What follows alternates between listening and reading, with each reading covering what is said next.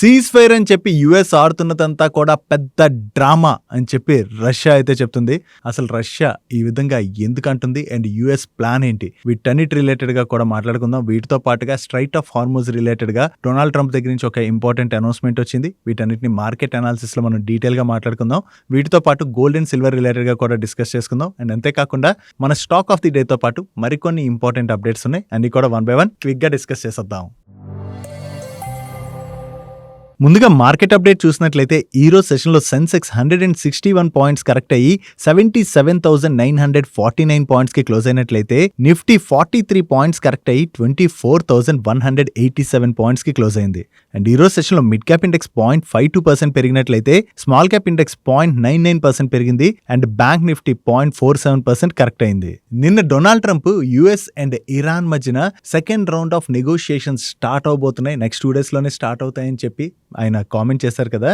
But ఆయన దగ్గర నుంచి ఈ స్టేట్మెంట్ వచ్చినా కూడా ఈ డిస్కషన్స్ ఎప్పుడు స్టార్ట్ అవుతాయని చెప్పి మార్కెట్కి అయితే ఒక క్లారిటీ రాలేదు. ఈవెన్ పాకిస్తాన్ దగ్గర నుంచి కూడా ఎటువంటి స్టేట్మెంట్స్ వస్తున్నాయంటే ఇంకా ఈ మీటింగ్ ఎప్పుడు అన్నది ఫిక్స్ అవ్వలేదు, నెక్స్ట్ వీక్ లో మీటింగ్ ఉండొచ్చు అన్నట్టుగా పాకిస్తాన్ అయితే చెప్తుంది. సో దీన్ని బట్టి మీటింగ్ కొంత డిలే అవుతున్నట్టుగా మనం అయితే అర్థం చేసుకోవచ్చు. కానీ దీనికి ముందు డొనాల్డ్ ట్రంప్ చేసినటువంటి ఈ ట్వీట్ మీరు చూసారనుకోండి, ఈయన ఏమంటున్నారంటే చైనా అయితే ఇరాన్ కి ఎటువంటి వెపన్స్ కూడా పంపమని చెప్పి ఒప్పుకున్నదని. సో అలా ఒప్పుకోవడంతో ఈ స్ట్రైట్ ఆఫ్ హార్మోజ్ ని యుఎస్ నేవీ బ్లాక్ చేసింది కదా, అక్కడి నుంచి ఇరాన్ షిప్స్ అవి రాకుండా బ్లాక్ చేసింది కదా. బట్ ఇప్పుడు స్ట్రైట్ ఆఫ్ హార్మోజ్ ని చైనాకే కాదు ప్రపంచం అంతటికీ కూడా నేను ఓపెన్ చేస్తున్నాను. సో దీని వలన చైనాకి చాలా బెనిఫిట్ అవుతుంది. అండ్ దాంతోపాటు చైనా అండ్ వీళ్ళ మధ్య రిలేషన్షిప్స్ డెవలప్ అవుతున్నాయని చెప్పి ఒక ట్వీట్ చేశారు. అండ్ దీంతో పాటు ఇజ్రాయెల్ అండ్ లెబనాన్ వీళ్ళిద్దరి మధ్యన రేప్ అయితే డిస్కషన్ అయితే స్టార్ట్ అవబోతున్నట్టుగా చెప్తున్నారు. యాక్చువల్లీ ఇరాన్ ఈ డీల్ లో భాగంగా పెట్టిన కండిషన్స్ లోని ఇజ్రాయెల్ లెబనాన్ పైన అటాక్ చేయకూడదని చెప్పి ఒక కండిషన్ పెట్టింది కదా. నో ఈ కండిషన్ లో భాగంగా ఈ యుఎస్ అండ్ ఇరాన్ మధ్యన చర్చలు మొదలవక ముందే ఇజ్రాయెల్ అండ్ లెబనాన్ మధ్యన డిస్కషన్స్ అయితే జరుగుతున్నట్టుగా డొనాల్డ్ ట్రంప్ దగ్గర నుంచి అప్డేట్స్ వస్తున్నాయి. నో ఇజ్రాయెల్ అండ్ లెబనాన్ మధ్యన డిస్కషన్స్ జరిగిన తర్వాత ఇజ్రాయెల్ లెబనాన్ పైన అటాక్స్ ఆపుతుందా లేదా అన్నది మనం చూడాలి. ఇజ్రాయెల్ లెబనాన్ పైన అటాక్స్ ఆపేసింది అనుకోండి, ఇరాన్ పెట్టినటువంటి కండిషన్స్ లోని ఒక కండిషన్ అయితే సాటిస్ఫై అయినట్టుగానే మనం అర్థం చేసుకోవచ్చు. ఒకవేళ ఇజ్రాయెల్ అండ్ లెబనాన్ మధ్య డిస్కషన్స్ జరిగిన తర్వాత ఆ డిస్కషన్స్ పాజిటివ్ గా ముందుకు వెళ్ళకపోతే ఇజ్రాయెల్ తిరిగి లెబనాన్ పైన మళ్ళీ అటాక్స్ గనక చేసింది అనుకోండి, అగైన్ మళ్ళీ యుఎస్ అండ్ ఇరాన్ మధ్యన చర్చలు ఏవైతే ఉన్నాయో అవంతా పాజిటివ్ గా ముందుకు వెళ్ళకపోవచ్చు. దీంతో పాటుగా న్యూక్లియర్ వెపన్ రిలేటెడ్ గా కూడా ఈ యుఎస్ చాలా కండిషన్స్ పెడుతుంది కదా, దానికి ఇరాన్ నిజంగా ఒప్పుకుంటుందా లేదా అన్నది మనం చూడాలి. బట్ యాజ్ ఆఫ్ నో చూసినట్లయితే కొంతవరకు ఈ మీటింగ్ ఏదైతే ఉందో 2 days లోనే జరుగుతుంది అనుకున్నారు, కానీ కొంత డిలే అవుతుంది. మేబీ ఈ వీకెండ్ లో జరగచ్చు లేదా నెక్స్ట్ వీక్ లో అయితే మీటింగ్ జరగచ్చు. బట్ ఇప్పటి వరకు క్లారిటీ అయితే రాలేదు. ఈ మీటింగ్ డేట్స్ రిలేటెడ్ గా ఏదైనా క్లారిటీ వచ్చినట్లయితే మీకు వెంటనే మన social media platforms like WhatsApp channel కావచ్చు, టెలిగ్రామ్ ఛానల్ కావచ్చు షేర్ చేస్తాం. బట్ ఇక్కడ ఈ మీటింగ్ జరగక ముందే రష్యా దగ్గర నుంచి ఒక ఇంపార్టెంట్ స్టేట్మెంట్ అయితే వస్తుంది. రష్యా ఏం చెప్తుందంటే వాళ్ళ ఇంటెలిజెన్స్ ఉన్నటువంటి సమాచారం ప్రకారం యుఎస్ కావాలనే ఈ సీజ్ ఫైర్ అయితే అనౌన్స్ చేసింది. ఈ సీజ్ ఫైర్ అనౌన్స్ చేసి ఆ గ్యాప్ టైం ఉన్నది కదా, ఈ గ్యాప్ టైంలోని ఇరాన్ పైన ఏ విధంగా అటాక్ చేయాలని చెప్పి ఇజ్రాయెల్ అండ్ యుఎస్ కలిపి ప్లాన్ చేస్తున్నాయి. అండ్ ఈ సీజ్ ఫైర్ కేవలం ఒక నాటకం మాత్రమే. త్వరలోనే యుఎస్ ఇరాన్ పైన గ్రౌండ్ లో వెళ్లి దాడులు చేసేటువంటి అవకాశం ఉంది. యుఎస్ అయితే ఇరాన్ ని కంప్లీట్ గా డిస్ట్రాయ్ చేయడానికి చూస్తుందని చెప్పి రష్యా ఇంటెలిజెన్స్ దగ్గర నుంచి అయితే స్టేట్మెంట్ రావడం జరిగింది. నిజంగా రష్యా ఇంటెలిజెన్స్ చెప్తున్నట్టుగా యుఎస్ ఇలా నాటకం ఆడి తిరిగి ఇరాన్ మీద కనుక అటాక్స్ ప్లాన్ చేసి ఏమైనా అటాక్స్ మళ్ళీ తిరిగి స్టార్ట్ అయ్యాయి అనుకోండి, మిడిల్ ఈస్ట్ లో తిరిగి టెన్షన్స్ మొదలవుతాయి. కాబట్టి అగైన్ మార్కెట్స్ లోని మనకి కొంత ప్రెషర్ కనపడేటువంటి అవకాశం ఉంది. సో వీటన్నిటి రిలేటెడ్ గా మనకి క్లారిటీ రావాలంటే యుఎస్ అండ్ ఇరాన్ మధ్యన సెకండ్ రౌండ్ ఆఫ్ నెగోషియేషన్స్ ఇప్పుడు జరుగుతాయని ఒక క్లారిటీ రావాలి. దాంతో పాటు ఆ డిస్కషన్స్ పాజిటివ్ గా ముందుకు వెళ్తాయా లేదా అన్నది వన్స్ స్టార్ట్ అయ్యి అనుకోండి, దాని రిలేటెడ్ గా క్లారిటీ అయితే వస్తుంది కదా. ఒకవేళ పాజిటివ్ గా ముందుకు వెళ్ళి డీల్ కనుక జరిగిపోయింది అనుకోండి, దెన్ నో ప్రాబ్లం. అప్పుడు గ్లోబల్ ఎకానమీస్ ఇప్పటి వరకు ఫేస్ చేస్తున్నటువంటి ప్రెషర్ ఏదైతే ఉన్నదో ఆ ప్రెషర్ అయితే తగ్గుతుంది. అలా కాకుండా తిరిగి అటాక్స్ కనుక మొదలైనట్లయితే గ్లోబల్ ఎకానమీస్ పైన మరికొన్నాళ్ళు ఇంపాక్ట్ అయితే పడేటువంటి అవకాశం డెఫినెట్ గా ఉంది. సో ఈ మీటింగ్ ఎప్పుడు జరుగుతుంది అన్నది మనం ట్రాక్ చేయవలసి ఉన్నది. డైలీ మార్కెట్ రిలేటెడ్ ఉండేటువంటి ఇటువంటి ఇంపార్టెంట్ ఇన్ఫర్మేషన్ ఏదైతే ఉంటుందో దాన్ని మీకు డీటెయిల్ గా షేర్ చేయడానికి మన టీం పెడుతున్నటువంటి ఎఫర్ట్స్ కనుక వీడియో చూస్తున్న ఏ పాయింట్ ఆఫ్ టైంలో అయినా మీకు హెల్ప్ఫుల్ అయినట్లయితే మన వీడియోని మర్చిపోకుండా లైక్ చేయడానికి ప్రయత్నించండి. Next gold and silver related గా మాట్లాడుకోవాలి. రీసెంట్ గా అంటే లాస్ట్ 2-3 వీడియోస్ నుంచి గోల్డ్ అండ్ సిల్వర్ రిలేటెడ్ గా మాట్లాడకపోయేసరికి కొంతమంది అన్న గోల్డ్ అండ్ సిల్వర్ రిలేటెడ్ గా మాట్లాడి అంటున్నారు. గోల్డ్ అండ్ సిల్వర్ రిలేటెడ్ గా ఇప్పుడు వ్యూ ఏమైనా చేంజ్ అయిపోయిందా అంటే వార్ రిలేటెడ్ గా ఏమైనా మనకి అంటే క్లారిటీ వచ్చిందా? మార్కెట్ కి అయితే ఇంకా క్లారిటీ రాలేదు కదా. సో వార్ రిలేటెడ్ గా ఒకవేళ క్లారిటీ వచ్చి వార్ ఆగిపోయినా కూడా గోల్డ్ అండ్ సిల్వర్ ప్రైస్ లోని మనకి వెంటనే పెరిగిపోతాయా అంటే వెంటనే పెరగకపోవచ్చు. ఎందుకంటే ఈ వార్ యొక్క ఇంపాక్ట్ వార్ ఆగిపోయినా కూడా ప్రతి ఒక్క ఎకానమీ పైన మరి కొన్నాళ్ళు కంటిన్యూ అవ్వచ్చు. అండ్ ఈ వార్ వలన కమింగ్ క్వార్టర్స్ లో ఒకవేళ యుఎస్ లో ఇన్ఫ్లేషన్ తిరిగి పెరిగింది అనుకోండి, ఇన్ఫ్లేషన్ పెరిగితే ఏమవుతుంది? యుఎస్ ఫెడ్ రేట్ కట్స్ ఏవైతే చేయాలో అవి ఫర్దర్ గా కూడా డిలే అవ్వచ్చు. సో రేట్ కట్స్ డిలే అయినట్లయితే ఆబ్వియస్ గా గోల్డ్ రిలేటెడ్ గా అది కొంత నెగిటివ్ అవుతుంది. దట్టు గోల్డ్ అండ్ సిల్వర్ ప్రైస్లు లాస్ట్ 2 years లో చాలా ఎక్కువగా పెరిగిపోయాయి కదా. సో ఇంతలా పెరిగిన తర్వాత ఇప్పుడు వీటిని సపోర్ట్ చేసే విధంగా మనకి ఇప్పుడు రేట్ కట్ రిలేటెడ్ అనౌన్స్మెంట్ రాకపోవడం అండ్ సెంట్రల్ బ్యాంక్స్ దగ్గర నుంచి కూడా స్ట్రాంగ్ గా బయింగ్ యాక్టివిటీ కనపడలేదు అనుకోండి, అప్పుడు గోల్డ్ ప్రైస్ మనకి షార్ట్ టర్మ్ లో చూసినట్లయితే మరీ అంత పెరగకపోవచ్చు. బట్ లాంగ్ టర్మ్ వ్యూతో మనం ఆలోచించినట్లయితే మాత్రం గోల్డ్ ప్రైస్ కొంత పెరిగేటువంటి అవకాశం అయితే డెఫినెట్ గా ఉన్నది. అండ్ సిల్వర్ రిలేటెడ్ గా వచ్చేసరికి సిల్వర్ పెరగడానికి మార్కెట్లో ఆ టైంలో వేరియస్ రీజన్స్ మాట్లాడారు. కాకపోతే సిల్వర్ పెరగాల్సిన దానికన్నా కూడా చాలా ఎక్కువగా పెరిగిపోయింది. దాని గురించి మనం మల్టిపుల్ టైమ్స్ మాట్లాడుకున్నాం. ఈసారి సిల్వర్ ప్రైస్లు పడిన తర్వాత కూడా స్టిల్ ఇప్పుడు ట్రేడ్ అవుతున్న ప్రైస్ ప్రకారం చూసినట్లయితే సిల్వర్ కొంత ఎక్స్పెన్సివ్ గానే ట్రేడ్ అవుతున్నట్టుగా మనం అర్థం చేసుకోవచ్చు. సో దాంతో ఏంటంటే సిల్వర్ ప్రైస్లు పెరిగినప్పుడు ఎలా పెరుగుతాయో పడ్డప్పుడు కూడా అలాగే పడతాయి. కాబట్టి సిల్వర్ విషయంలో మాత్రం కొంత కేర్ఫుల్ గానే ఉండడం బెటర్. బట్ గోల్డ్ లో ఒకవేళ ఎవరైనా ఇన్వెస్ట్ చేద్దాం అనుకున్నట్లయితే మాత్రం అంటే అసలు మీకు గోల్డ్ లోని ఇన్వెస్ట్మెంట్ లేదు, సో కొత్తగా చేద్దాం అనుకుంటున్నట్లయితే మాత్రం మీరు స్టాగర్డ్ మేనర్ లో ఇన్వెస్ట్ చేసుకోవచ్చు. లాంగ్ టర్మ్ లో గోల్డ్ లో అయితే డెఫినెట్ గా కొంత బెటర్ రిటర్న్స్ వర్కౌట్ అవుతాయి. బట్ సిల్వర్ రిలేటెడ్ గా మాత్రం స్టిల్ సిల్వర్ అయితే కొంత ఎక్స్పెన్సివ్ గానే ట్రేడ్ అవుతున్నది అన్నది మా view. Coming to the stock of the day, ఈ రోజు స్టాక్ ఆఫ్ ది డే లోని వాటర్ ట్రీట్మెంట్ సర్వీసెస్ ఆఫర్ చేసేటువంటి వాటెక్ వాబాగ్ రిలేటెడ్ గా మాట్లాడుకోవాలి. ఈ రోజు సెషన్ లో మీరు అబ్జర్వ్ చేశారనుకోండి, ఈ స్టాక్ లో చాలా పాజిటివ్ మూమెంటం కనపడింది కదా. సో స్టాక్ పెరగడానికి ఉన్నటువంటి రీజన్ ఏంటంటే మీడియా ప్లాట్ఫామ్స్ రిపోర్ట్ చేస్తున్న దాని ప్రకారం మిడిల్ ఈస్ట్ లోని వీళ్ళు 2 బిగ్ కాంట్రాక్ట్స్ రిలేటెడ్ గా లోయెస్ట్ బిడ్డర్ గా సెలెక్ట్ అయ్యారని చెప్పి అప్డేట్ చేస్తున్నాయి. దీనిలో భాగంగా మనం చూసినట్లయితే ఒకటి సౌదీ అరేబియాలోని ఒక సేవేజ్ ట్రీట్మెంట్ ప్లాంట్ రిలేటెడ్ గా వీళ్ళు లోయెస్ట్ బిడ్డర్ గా సెలెక్ట్ అయ్యారని అండ్ ఈ కాంట్రాక్ట్ వాల్యూ అప్రాక్సిమేట్లీ 600 crores ఉంటుందని షేర్ చేస్తున్నారు. అండ్ దీంతో పాటుగా కువైట్ లోని యుఎస్ కి చెందినటువంటి ఒక కంపెనీతో కలిపి వీళ్ళు జాయింట్ వెంచర్ ని ఫామ్ చేశారు. సో ఆ joint venture company 3,400 crores worth contract related గా లోయెస్ట్ బిడ్డర్ గా సెలెక్ట్ అయినట్టుగా ఈ మీడియా ప్లాట్ఫామ్స్ అప్డేట్ చేయడం జరిగింది. సో 3,400 + 600 అంటే 4,000 crores వర్త్ కాంట్రాక్ట్స్ రిలేటెడ్ గా వీళ్ళు లోయెస్ట్ బిడ్డర్ గా సెలెక్ట్ అయినట్టుగా మనం అర్థం చేసుకోవచ్చు. But second one is joint venture company కాబట్టి దీనిలో వీళ్ళ షేర్ ఎంత ఉంటుందో అంత ఆర్డర్ అయితే వీళ్ళకి వస్తుంది. సో వీళ్ళకి ఇంత మంచి ఆర్డర్స్ వచ్చాయన్న అప్డేట్ తోనే స్టాక్ అయితే ఇంత పాజిటివ్ గా రియాక్ట్ అయింది. కాకపోతే ఇది జస్ట్ మీడియా ప్లాట్ఫామ్స్ వాళ్ళ సోర్సెస్ ద్వారా తెలిసినటువంటి ఇన్ఫర్మేషన్ మాత్రమే షేర్ చేస్తున్నాయి. ఇంకా వాటెక్ వాబాగ్ వాళ్ళ దగ్గర నుంచి దీని రిలేటెడ్ గా ఎటువంటి అఫీషియల్ అనౌన్స్మెంట్ కూడా రాలేదు. And coming to Va Tech Wabag's order book, Q3 ending నాటికి వీళ్ళ దగ్గర 16,000 crores పైన ఆర్డర్ బుక్ ఉన్నది. ఇప్పుడు ఫ్రెష్ గా ఇలా కంటిన్యూస్ గా ఆర్డర్స్ రావడం వల్ల వీళ్ళ ఆర్డర్ బుక్ కూడా బాగానే గ్రో అవుతుంది. కాబట్టి లాంగ్ టర్మ్ లో వాటెక్ వాబాగ్ అయితే ఇది పాజిటివ్ కానుంది. నెక్స్ట్ ఈ రోజు సెషన్ లోని జిఎండిసి స్టాక్ నియర్లీ 20% పెరిగింది. ఈవెన్ జిఎండిసి తో పాటుగా రిమైనింగ్ రేర్ ఎర్త్స్ రిలేటెడ్ గా వర్క్ చేసేటువంటి కంపెనీస్ ఏవైతే ఉన్నాయో ఆ స్టాక్స్ అన్నిటిలో పాజిటివ్ మూమెంటం కనపడింది కదా.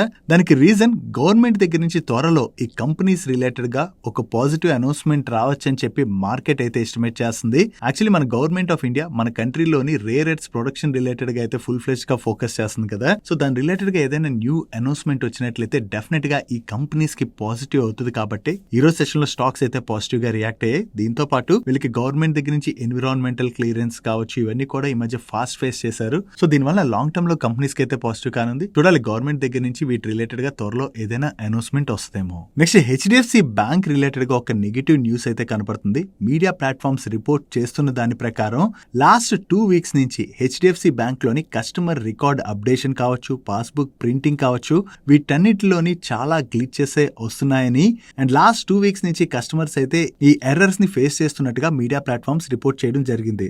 ఒకవేళ వీళ్ళ ఐటీ సిస్టమ్ ని అప్గ్రేడ్ చేసుకోకుండా ఇటువంటి ఎర్రర్స్ ఫ్యూచర్ లో కూడా కంటిన్యూ అయినట్లయితే వీళ్ళ కస్టమర్స్ ని కోల్పోయేటువంటి ప్రమాదం ఉన్నది. కాబట్టి దీని రిలేటెడ్ గా హెచ్డిఎఫ్సి బ్యాంక్ ఫాస్ట్ గా వర్క్ చేయవలసి ఉన్నది. నెక్స్ట్ డాక్టర్ రెడ్డిస్ వాళ్ళ రిలేటెడ్ గా ఒక ఇంపార్టెంట్ అప్డేట్ అయితే ఉన్నది. ఈ డాక్టర్ రెడ్డిస్ వాళ్ళు weight loss and anti diabetes drug అయినటువంటి సెమీగ్లూటేట్ టాబ్లెట్స్ జనరిక్ వెర్షన్ ఏదైతే ఉన్నదో దీనికి మన ఇండియన్ డ్రగ్ రెగ్యులేటర్ దగ్గర నుంచి వీళ్ళకి ఫైనల్ అప్రూవల్ వచ్చినట్టుగా అప్డేట్స్ అయితే వస్తున్నాయి. యాక్చువల్లీ దీని యొక్క ఇంజెక్షన్ రిలేటెడ్ గా పేటెంట్ ఏదైతే ఏదైతే ఉన్నదో ఆ పేటెంట్ ఇండియాలోని ఎక్స్పైర్ అయిపోయినా కూడా ఈ టాబ్లెట్స్ అంటే ఓరల్ ఫార్ములేషన్ రిలేటెడ్ గా అయితే మాత్రం నోవో నార్డిస్క్ వాళ్ళకి 2031 వరకు కూడా పేటెంట్ ఉంది. సో వాళ్ళకి పేటెంట్ ఉన్నా కూడా డాక్టర్ రెడ్డిస్ వాళ్ళు ఈ ఫైనల్ అప్రూవల్ అయితే పొందారు. సో ఈ ఫైనల్ అప్రూవల్ పొందినా కూడా వీటిని ఎప్పుడు లాంచ్ చేస్తామని డాక్టర్ రెడ్డిస్ నుంచి ఎటువంటి అనౌన్స్మెంట్ కూడా రాలేదు. మైట్ బి ఆ నోవో నార్డిస్క్ వాళ్ళకి పేటెంట్ ఉంది కదా, వాళ్ళకి పేటెంట్ ఉండడం వల్ల వీళ్ళ టాబ్లెట్స్ ని లాంచ్ చేస్తారనుకోండి, వీళ్ళ పైన కేసు పడచ్చు కదా. సో ఆ విషయంలోనే డాక్టర్ రెడ్డిస్ ఆలోచిస్తున్నట్టుంది. సో దీని రిలేటెడ్ గా డాక్టర్ రెడ్డిస్ నుంచి ఏదైనా అనౌన్స్మెంట్ వస్తుందేమో చూడాలి. నెక్స్ట్ రైల్వే పిఎస్యూ కంపెనీ అయినటువంటి రైల్టెల్ వాళ్ళు కంటిన్యూస్ గా ఆర్డర్స్ అయితే విన్ అవుతున్నారు. ఇప్పుడు కొత్తగా వీళ్ళకి కొంకన్ డివిజనల్ కమిషనర్ దగ్గర నుంచి ఒక కాంట్రాక్ట్ అయితే వచ్చింది. ఈ contract value approximately 100 crores. And ఈ కాంట్రాక్ట్ లో భాగంగా వీళ్ళు ఏం సర్వీసెస్ ఆఫర్ చేయాలన్నది మీరు ఇక్కడ స్క్రీన్ పై చూడొచ్చు. అండ్ ఈ కాంట్రాక్ట్ ని వీళ్ళు 2031 14th April కల్లా ఎగ్జిక్యూట్ చేయవలసి ఉన్నది. వీళ్ళు ఇలా కంటిన్యూస్ గా ఆర్డర్స్ విన్ అవుతుండడంతో వీళ్ళ ఆర్డర్ బుక్ కూడా స్ట్రాంగ్ గా గ్రో అవుతుంది. కాబట్టి ఇది రైల్టెల్ రిలేటెడ్ గా మనం పాజిటివ్ గా చూడొచ్చు. నెక్స్ట్ వాటర్ ట్రీట్మెంట్ ప్రాజెక్ట్స్ కి ఈపీసీ సర్వీసెస్ ప్రొవైడ్ చేసేటువంటి ఎన్విరో ఇన్ఫ్రా ఇంజనీర్స్ వాళ్ళు వాళ్ళ ఆర్డర్ బుక్ రిలేటెడ్ గా ఒక ఇంపార్టెంట్ అప్డేట్ రిలీజ్ చేశారు. ఈ 2026 మార్చ్ నుంచి ఇప్పటి వరకు వీళ్ళు 2240 crores వర్త్ ఆర్డర్స్ అయితే విన్ అయినట్టుగా, దీంతో వీళ్ళ ఆర్డర్ బుక్ 4600 crores కి రీచ్ అయిందని, అండ్ ఈ 4600 crores లో కూడా 2500 crores worth orders water and waste water treatment segment related గా వచ్చినటువంటి ఆర్డర్స్ అయితే 1000 crores worth orders renewable segment related గా వచ్చాయని, అండ్ మరొక 1100 crores worth orders operation and maintenance related గా వచ్చినటువంటి ఆర్డర్స్ అని వీళ్ళు షేర్ చేస్తున్నారు. ఓవరాల్ గా వీళ్ళ ఆర్డర్ బుక్ ప్రకారం చూసినట్లయితే 2 years పాటు వీళ్ళకి ఎగ్జిక్యూషన్ రిలేటెడ్ గా క్లియర్ విజిబిలిటీ అయితే కనపడుతున్నట్టుగా వీళ్ళ మేనేజ్మెంట్ షేర్ చేస్తుంది. సో వీళ్ళ ఆర్డర్ బుక్ స్ట్రాంగ్ గా గ్రో అవుతున్నది కాబట్టి ఇది ఎన్విరో ఇన్ఫ్రా వాళ్ళకైతే చాలా పాజిటివ్ కానుంది. నెక్స్ట్ బ్రిగేడ్ ఎంటర్ప్రైజెస్ వాళ్ళు ఈస్ట్ బెంగళూరులోని ఒక 8.63 acre ల్యాండ్ పార్సిల్ రిలేటెడ్ గా జాయింట్ డెవలప్మెంట్ అగ్రిమెంట్ లోకి ఎంటర్ అవడం జరిగింది. దీనిలోని ఇంటిగ్రేటెడ్ రెసిడెన్షియల్ టౌన్షిప్ అయితే డెవలప్ చేయబోతున్నట్టుగా, దీని యొక్క గ్రాస్ డెవలప్మెంట్ వాల్యూ 7200 crores గా వీళ్ళు షేర్ చేస్తున్నారు. సో వీళ్ళు కొత్తగా డెవలప్ చేయబోతున్నటువంటి ఈ ప్రాజెక్ట్ కి మంచి రెస్పాన్స్ గానీ వచ్చినట్లయితే అది బ్రిగేడ్ ఎంటర్ప్రైజెస్ వాళ్ళకి పాజిటివ్ కానుంది. నెక్స్ట్ జైడస్ లైఫ్ సైన్సెస్ వాళ్ళ రిలేటెడ్ గా ఒక ఇంపార్టెంట్ అప్డేట్ ఉన్నది. ఈ జైడస్ లైఫ్ సైన్సెస్ వాళ్ళ అహ్మదాబాద్ సెజ్1 లో ఉన్నటువంటి ఆంకాలజీ ఇంజెక్టబుల్ మ్యానుఫ్యాక్చరింగ్ ఫెసిలిటీలోని యుఎస్ఎఫ్డిఏ వాళ్ళు లాస్ట్ ఇయర్ November 4th నుంచి November 13th మధ్యన ఇన్స్పెక్షన్ అయితే కండక్ట్ చేశారు. ఈ ఇన్స్పెక్షన్ లో భాగంగా ఇప్పుడు యుఎస్ఎఫ్డిఏ దగ్గర నుంచి వీళ్ళకి ఎస్టాబ్లిష్మెంట్ ఇన్స్పెక్షన్ రిపోర్ట్ అయితే వచ్చినట్టుగా వీళ్ళు షేర్ చేస్తున్నారు. సో వీళ్ళకి ఎస్టాబ్లిష్మెంట్ ఇన్స్పెక్షన్ రిపోర్ట్ వచ్చింది కాబట్టి ఈ ఇన్స్పెక్షన్ అయితే సక్సెస్ఫుల్లీ క్లోజ్ అయినట్టుగా మనం అర్థం చేసుకోవచ్చు. నెక్స్ట్ రియల్ ఎస్టేట్ డెవలపర్ అయినటువంటి సిగ్నేచర్ గ్లోబల్ వాళ్ళు ఇటాలియన్ లైఫ్ స్టైల్ బ్రాండ్ అయినటువంటి టోనియోన్ లంబోర్గిని వాళ్ళతోని ఒక కొలాబరేషన్ అయితే అనౌన్స్ చేశారు. ఈ కొలాబరేషన్ లో భాగంగా వీళ్ళు గురుగాం సెక్టర్ 71 లోని ఒక ప్రీమియం రెసిడెన్షియల్ ప్రాజెక్ట్ అయితే కలిపి డెవలప్ చేయబోతున్నట్టుగా, అండ్ ఈ ప్రాజెక్ట్ 12.4 acres లో ఉన్నదని, అండ్ దీనిలోని 812 ప్రీమియం రెసిడెన్సెస్ అయితే వీళ్ళు డెవలప్ చేయబోతున్నట్టుగా షేర్ చేస్తున్నారు. సో వీళ్ళు కొత్తగా డెవలప్ చేయబోయేటువంటి ప్రాజెక్ట్ సేల్స్ కనుక బాగా జరిగాయి అనుకోండి, అది సిగ్నేచర్ గ్లోబల్ వాళ్ళకైతే పాజిటివ్ కానుంది. నెక్స్ట్ గెయిల్ వాళ్ళు ఉత్తరప్రదేశ్ లోని 600 మెగావాట్ సోలార్ పవర్ ప్రాజెక్ట్ ని సెటప్ చేయబోతున్నట్టుగా అనౌన్స్ చేశారు. అండ్ ఈ project 550 megawatt hour battery energy storage system తోని సెటప్ చేస్తున్నామని, అండ్ దీని ద్వారా ఉత్తరప్రదేశ్ పాటాలో ఉన్నటువంటి వీళ్ళ పెట్రోకెమికల్ ప్లాంట్ యొక్క క్యాప్టివ్ ఎనర్జీ రిక్వైర్మెంట్స్ అయితే మీట్ అవడానికి దీన్ని సెటప్ చేస్తున్నామని చెప్పి వీళ్ళు అనౌన్స్ చేయడం జరిగింది. నెక్స్ట్ రిఫెక్స్ ఇండస్ట్రీస్ వాళ్ళకి ఒక మహారత్న పిఎస్యు కంపెనీ దగ్గర నుంచి కొత్తగా ఒక కాంట్రాక్ట్ వచ్చింది. Contract value approximately 32 crores. And ఈ కాంట్రాక్ట్ లో భాగంగా ఈ కంపెనీ కోసం వీళ్ళు NHA PWD road construction sites కోసం పాండ్ డాష్ ని ట్రాన్స్పోర్టేషన్ రిలేటెడ్ వర్క్స్ అయితే చేయాలి. అండ్ ఈ కాంట్రాక్ట్ ని వీళ్ళు 1 year లో ఎగ్జిక్యూట్ చేయాలి. అండ్ ఇది మరొక 6 months ఎక్స్పాండ్ అయ్యేటువంటి అవకాశం ఉన్నది. నెక్స్ట్ డీసీఎం శ్రీరామ్ లిమిటెడ్ వాళ్ళు వాళ్ళ పాలిమర్ కాంపౌండ్ పోర్ట్ఫోలియో ఏదైతే ఉన్నదో దాన్ని బాగా గ్రో చేసేందుకు గాను ఒక గ్లోబల్ పార్ట్నర్షిప్ అయితే అనౌన్స్ చేశారు. దీనిలో భాగంగా వీళ్ళ సబ్సిడరీ కంపెనీ అయిన శ్రీరామ్ పాలిటెక్ లిమిటెడ్ వాళ్ళు 10 Core ఎపెక్స్ కంపెనీ యొక్క సబ్సిడరీ కంపెనీ అయిన 10 Core ఎపెక్స్ బీవీ వాళ్ళతోని ఒక జాయింట్ వెంచర్ అయితే ఫామ్ చేయబోతున్నట్టుగా, అండ్ ఈ జాయింట్ వెంచర్ వీళ్ళు పాలిటెక్ బ్రాండ్ నేమ్ లోని ఆపరేట్ చేయబోతున్నట్టుగా వీళ్ళు షేర్ చేస్తున్నారు. సో ఓవరాల్ గా ఈ న్యూ పార్ట్నర్షిప్ ద్వారా వీళ్ళ పాలిమర్ కాంపౌండ్స్ పోర్ట్ఫోలియో ఫర్దర్ గా ఎక్స్పాండ్ అయినట్లయితే అది లాంగ్ టర్మ్ లో డీసీఎం శ్రీరామ్ లిమిటెడ్ వాళ్ళకి పాజిటివ్ కానుంది. నెక్స్ట్ రీసెంట్ గా ఏ రిలేటెడ్ గా చాలా పాజిటివ్ ట్రెండ్ కనపడుతున్నది కదా. దీంతోని యుఎస్ లిస్టెడ్ కంపెనీ అయినటువంటి ఆల్బర్ట్స్ అనేటువంటి ఒక స్టాక్ నిన్న సెషన్ లో ఏకంగా $500 382% పెరిగింది. మన మార్కెట్ లో అంటే సర్క్యూట్ లిమిట్స్ ఉంటాయి, అంటే 5%, 10%, 20% ఇలా వచ్చిన తర్వాత స్టాక్ సర్క్యూట్ లో లాక్ అయిపోద్ది కదా. కానీ యుఎస్ మార్కెట్ లో ఇటువంటి సర్క్యూట్ ఫిల్టర్స్ అన్న ఉండవు. దాంతోనే జనరలీ స్టాక్స్ ఇంతింత పెరుగుతుంటాయి అనమాట. ఈ ఆల్బర్ట్స్ విషయంకి వచ్చేసరికి ఈ కంపెనీ 2021లోని నాస్డాక్ లో లిస్ట్ అయింది. లిస్ట్ అయిన దగ్గర నుంచి కూడా స్టాక్ ప్రైస్ నియర్లీ 99% కరెక్ట్ అయిపోయింది. కాకపోతే నిన్న వీళ్ళు ఏ రిలేటెడ్ గా అప్గ్రేడ్ చేసుకుంటున్నట్టుగా ఏదైతే అనౌన్స్మెంట్ చేశారో దాంతోనే స్టాక్ లో ఇంత పాజిటివ్ బస్ జనరేట్ అయింది. జనరల్లీ ఇటువంటి న్యూస్ వచ్చినప్పుడు స్టాక్స్ పాజిటివ్ గా రియాక్ట్ అవుతాయి కదా. ఆ టైంలో పాజిటివ్ గా రియాక్ట్ అయినా కూడా వీళ్ళ దగ్గర నుంచి వచ్చినటువంటి అనౌన్స్మెంట్ ఏదైతే ఉందో దాన్ని కరెక్ట్ గా కంపెనీ ఫుల్ఫిల్ చేయగలిస్తేనే స్టాక్ లోని ఆ పాజిటివ్ ట్రెండ్ అనేది కంటిన్యూ అవుద్ది. ఒకవేళ వీళ్ళు చెప్పినట్టుగా చేయలేకపోయినట్లయితే అగైన్ ఇటువంటి స్టాక్స్ కరెక్ట్ అయ్యేటువంటి ప్రమాదం కూడా ఉంటుంది. నెక్స్ట్ తేజస్ నెట్వర్క్స్ వాళ్ళ నెంబర్స్ అయితే వచ్చాయి. ఆల్రెడీ లాస్ట్ క్వార్టర్ లోనే వీళ్ళ మేనేజ్మెంట్ చెప్పింది కదా Q4 నెంబర్స్ కూడా కొంత వీక్ గానే రావచ్చని. సో మేనేజ్మెంట్ చెప్పిన దాని ప్రకారం నెంబర్స్ అయితే వీక్ గానే వచ్చాయి. లాస్ట్ ఇయర్ సేమ్ క్వార్టర్ తో కంపేర్ చేస్తే ఈ క్వార్టర్ లోని వీళ్ళ ఆపరేటింగ్ రెవెన్యూలో సిగ్నిఫికెంట్ డ్రాప్ కనిపిస్తుంది. బట్ ప్రీవియస్ క్వార్టర్ తో కంపేర్ చేస్తే మాత్రం స్లైట్ గా గ్రోత్ డెలివర్ చేశారు. And last year same quarter లోని వీళ్ళు 71 crores లాస్ జనరేట్ చేసినట్లయితే ప్రీవియస్ క్వార్టర్ లోని 196 crores లాస్ జనరేట్ చేశారు. అండ్ ఈ క్వార్టర్ కి వీళ్ళ లాస్ 211 crores కి పెరిగింది. అండ్ ఈ Q4 ఎండింగ్ నాటికి వీళ్ళ దగ్గర 1514 crores వర్త్ ఆర్డర్ బుక్ అయితే ఉన్నది. ఓవరాల్ గా చూసుకుంటే ఈ క్వార్టర్ లో నెంబర్స్ వీక్ గా ఉండడంతో ఈ రోజు సెషన్ లో తేజస్ నెట్వర్క్ స్టాక్ లో మనకి ప్రెషర్ కనపడింది. Next ICICI Lombard general insurance వాళ్ళ నెంబర్స్ వచ్చే వీళ్ళ నెంబర్స్ ఎలా ఉన్నాయో చూద్దాం. లాస్ట్ ఫైనాన్షియల్ ఇయర్ తో కంపేర్ చేస్తే ఈ ఫైనాన్షియల్ ఇయర్ లోని వీళ్ళ గ్రాస్ రిటర్న్ ప్రీమియం లో మంచి గ్రోత్ డెలివర్ చేశారు. And gross direct premium income లో కూడా మంచి గ్రోత్ కనిపిస్తుంది. అండ్ లాస్ట్ ఫైనాన్షియల్ ఇయర్ తో కంపేర్ చేస్తే ఈ ఫైనాన్షియల్ ఇయర్ లో వీళ్ళ ప్యాట్ లో కూడా డీసెంట్ గ్రోత్ డెలివర్ చేశారు. బట్ వీళ్ళ కంబైన్డ్ రేషియో మాత్రం లాస్ట్ ఫైనాన్షియల్ ఇయర్ తో కంపేర్ చేస్తే ఈ ఫైనాన్షియల్ ఇయర్ పెరిగింది. సో ఈ కంబైన్డ్ రేషియో అంటే మీకు సింప్లిఫై చేసి చెప్తా చూడండి. ఈ ఇన్సూరెన్స్ కంపెనీస్ ఏవైతే మన దగ్గర నుంచి ప్రీమియమ్స్ కలెక్ట్ చేస్తాయో ఆ ప్రీమియమ్స్ కలెక్ట్ చేసిన తర్వాత వీళ్ళ ఎక్స్పెన్సెస్ కావచ్చు అండ్ అలాగే వీళ్ళకి ఇన్సూరెన్స్ క్లెయిమ్స్ వస్తే ఆ క్లెయిమ్స్ అవి పే చేస్తారు కదా. ఇవన్నీ అయిపోయిన తర్వాత వీళ్ళకి ఏవైతే డబ్బులు మిగులుతాయో అదే ఇన్సూరెన్స్ కంపెనీస్ కి వచ్చేటువంటి ప్రాఫిట్. సో ఎప్పుడైనా ఇన్సూరెన్స్ కంపెనీస్ యొక్క కంబైన్డ్ రేషియో 100% కన్నా ఎంత బిలో ఉంటే అంత మంచిది. బట్ వీళ్ళ కంబైన్డ్ రేషియో 100% అబోవ్ లోనే ఉన్నది. అండ్ అంతేకాకుండా లాస్ట్ ఫైనాన్షియల్ ఇయర్ తో కంపేర్ చేస్తే ఈ ఫైనాన్షియల్ ఇయర్ లో వీళ్ళ కంబైన్డ్ రేషియో కొంత పెరిగింది. దాన్ని అయితే వీళ్ళు తగ్గించుకోవాల్సి ఉన్నది. అండ్ ఫైనాన్షియల్ ఇయర్ 25 తో కంపేర్ చేస్తే ఫైనాన్షియల్ ఇయర్ 26 లోని వీళ్ళ ఇండివిజువల్ హెల్త్ బుక్ అయితే బాగా గ్రో అయింది, which is good. And group health book ని తగ్గించుకున్నారు, that is also good. Overall గా చూసుకుంటే ఈ క్వార్టర్ లోని ఐసిఐసిఐ లొంబార్డ్ వాళ్ళ నెంబర్స్ అయితే బాగున్నాయి. నెక్స్ట్ హెచ్డిబి ఫైనాన్షియల్ సర్వీసెస్ వాళ్ళ నెంబర్స్ వచ్చే వీళ్ళ నెంబర్స్ ఎలా ఉన్నాయో చూద్దాం. వీళ్ళ కస్టమర్ ఫ్రాంచైజ్ లోని ఇయర్ ఆన్ ఇయర్ లో 19.7% గ్రోత్ డెలివర్ చేసినట్లయితే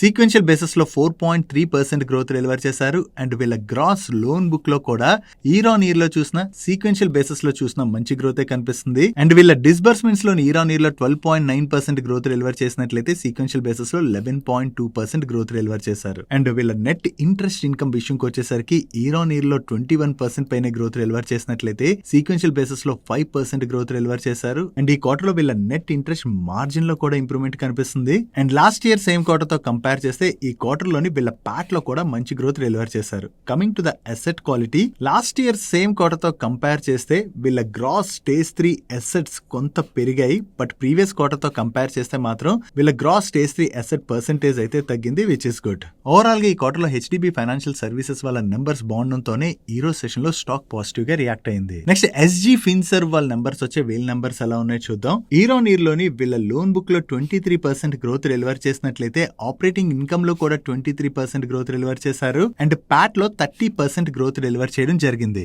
ఓవరాల్ గా వీళ్ళ రిజల్ట్స్ బాగున్నాయి. ఈ రిజల్ట్స్ బాగుండడంతో పాటు వీళ్ళ మేనేజ్మెంట్ ఫ్యూచర్ బిజినెస్ రిలేటెడ్ గా కూడా మంచి గైడెన్స్ ఇవ్వడం జరిగింది. సో రిజల్ట్స్ బాగుండడంతో పాటు మేనేజ్మెంట్ దగ్గర నుంచి పాజిటివ్ గైడెన్స్ వచ్చేసరికి ఈ రిజల్ట్స్ వచ్చాక స్టాక్ లో ఒక్కసారి మనకి జంప్ కనపడింది. నెక్స్ట్ ఈ రోజు మార్కెట్ క్లోజ్ అయిన తర్వాత విప్రో వాళ్ళ నెంబర్స్ వచ్చే వీళ్ళ నెంబర్స్ ఎలా ఉన్నాయో చూద్దాం. కాన్స్టెంట్ కరెన్సీ టర్మ్స్ లోని ఇయర్ ఆన్ ఇయర్ లోని వీళ్ళ రెవెన్యూస్ లోని 0.2% డ్రాప్ కనపడుతున్నట్లయితే సీక్వెన్షియల్ బేసిస్ లో 0.2% గ్రోత్ డెలివర్ చేశారు. Similarly last year same quarter తో కంపేర్ చేస్తే ఈ క్వార్టర్ లో వీళ్ళ ప్యాట్ లో డ్రాప్ కనపడుతున్నట్లయితే ప్రీవియస్ క్వార్టర్ తో కంపేర్ చేస్తే మాత్రం ఈ క్వార్టర్ లో వీళ్ళ ప్యాట్ లో ఇంప్రూవ్మెంట్ కనిపిస్తుంది. And coming to guidance, June quarter లోని వీళ్ళు -2% to 0% ఇన్ బిట్వీన్ వీళ్ళ రెవెన్యూస్ లోని గ్రోత్ డెలివర్ చేయొచ్చు అని చెప్పి వీళ్ళ మేనేజ్మెంట్ అయితే గైడెన్స్ ఇచ్చింది. ప్రీవియస్ క్వార్టర్ లో వీళ్ళు ఇచ్చిన గైడెన్స్ తో కంపేర్ చేస్తే ఈ క్వార్టర్ లోని వీళ్ళ గైడెన్స్ అయితే కట్ చేయడం జరిగింది. అండ్ ఈ రిజల్ట్స్ తో పాటు విప్రో వాళ్ళ బోర్డు టెండర్ రూట్ బైబ్యాక్ కూడా అనౌన్స్ చేసింది. ఈ బైబ్యాక్ లోని వీళ్ళు 5.7% స్టేక్ నైతే బైబ్యాక్ చేయబోతున్నారు. అండ్ ఈ బైబ్యాక్ యొక్క ప్రైస్ ని వీళ్ళు 250 రూపీస్ గా ఫిక్స్ చేయడం జరిగింది. ప్రెసెంట్ మార్కెట్ లోని విప్రో స్టాక్ 210 రూపీస్ దగ్గరలో ట్రేడ్ అవుతుంది. ఓవరాల్ గా చూసుకున్నట్లయితే ఈ క్వార్టర్ లోని విప్రో వాళ్ళ నెంబర్స్ అయితే మార్కెట్ ఎక్స్పెక్ట్ చేసిన దానికన్నా కొంత వీక్ గానే వచ్చాయి. That's it for today's daily మనిషి. ఈరోజు డైలీ మనిషిలో మేము షేర్ చేసిన ఇన్ఫర్మేషన్ మీకు హెల్ప్ఫుల్ అయినట్లయితే మన వీడియోని లైక్ చేస్తూ ఛానల్ సబ్స్క్రైబ్ చేసుకోవడం మర్చిపోకండి. నేను చంద్రశేఖర్ పత్రి మరొక ఇంట్రెస్టింగ్ వీడియోతో కలుద్దాం. Good night.